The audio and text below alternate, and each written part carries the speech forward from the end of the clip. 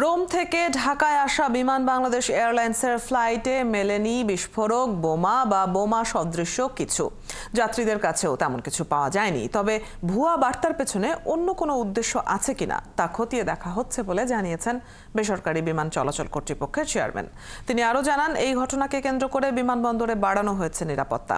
এর আগে ভোরে এপিবিএন এর হোয়াটসঅ্যাপে বিমানের ওই ফ্লাইটে বিস্ফোরক আছে বলে তথ্য দেওয়া হয়।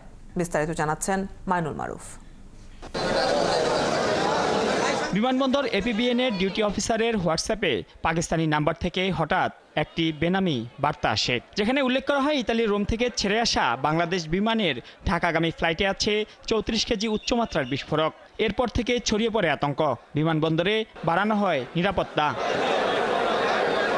এমন পরিস্থিতির মধ্যেই সকাল 9টা 20 মিনিটে হযরত শাহজালাল আন্তর্জাতিক বিমানবন্দরে 250 জন যাত্রী নিয়ে অবতরণ করে বিমানটি। সাথে সাথেই নামিয়ে আনা হয় যাত্রীদের। এরপর প্রায় দীর্ঘ 4.5 ঘন্টা ধরে চলে তল্লাশি। ডগ স্কোয়াড থেকে শুরু করে বোম ডিসপোজাল ইউনিটের সদস্যরা বিমানের ভেতরে প্রতিটি ব্যাগ ও কার্গো তল্লাশি করে। ব্যাগ তল্লাশি শেষ না হওয়া পর্যন্ত যাত্রীদের টার্মিনালে বসিয়ে রাখা হয়। এখানে আসার পর যখন দেখতেছি দেরি হয়েছে, তারপর আমি এখানে দেখি যে এত আইন শৃঙ্খলা বাহিনী এত কেন, তখন আমি নিউজ দেখি। যাত্রী আমার ছোট ভাই, কিন্তু কথা হয়েছে সর্বশেষ 11টা বাজে কথা হয়েছে, এরপর আর কথা হয় নাই। তারপর ওই যে নাম্বারে ফোন দিছিল, নাম্বারও বন্ধ আছে। দুপুর 2টার দিকে ব্যাগ পেয়ে বেরিয়ে আসেন রোম থেকে আসা যাত্রীরা। জানান, বিমানে থাকার সময় বোমার বিষয়ে কিছুই জানতেন না তারা। তবে নামার পর এমন খবরে আতঙ্কিত হয়ে পড়েন। না, আমাদের নরমালি তল্লাশি, আমাদের হ্যাঁ, যেটা নরমাল এরকম। আমরা জানি না, কিন্তু আমাদেরকে যখন নামাইছে তখন আমাদেরকে বলছে আপনারা কেউ লাকিস নেবেন না, লাকিস না নিয়ে বাইরে যান।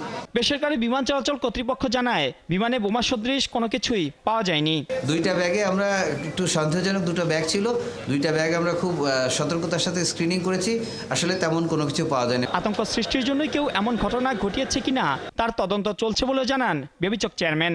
স্পেশাল ফোর্স, কমান্ডো এবং তার ইওডি এক্সপ্লোসিভ ডিটেকশন মাইনুল মারুফ, 71, ঢাকা। সবচেয়ে আগে পুরো এরিয়া